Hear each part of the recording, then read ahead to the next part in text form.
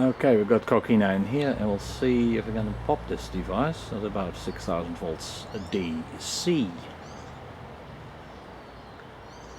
According to safety gear in place, bomb suit.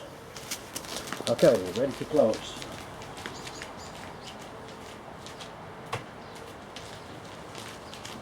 Eight kV DC. See what happens.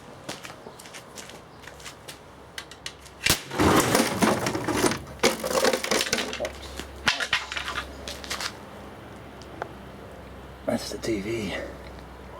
Have a quick look at the carnage. Oh, it exploded. Very cool. De-energize camera. Safety gear in place. Bomb suit. Okay, ready to close.